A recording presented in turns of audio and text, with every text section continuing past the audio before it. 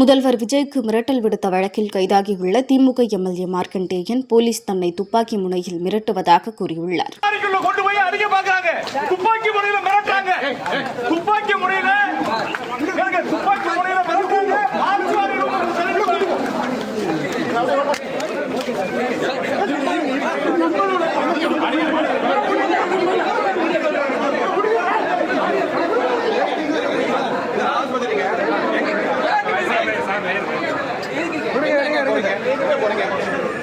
ஒரு legal action எடுத்தா இப்படி தான் பண்ணுவீங்களா?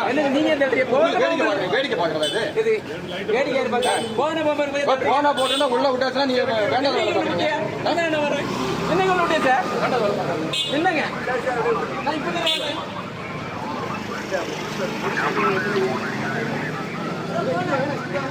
வாங்க போட்டு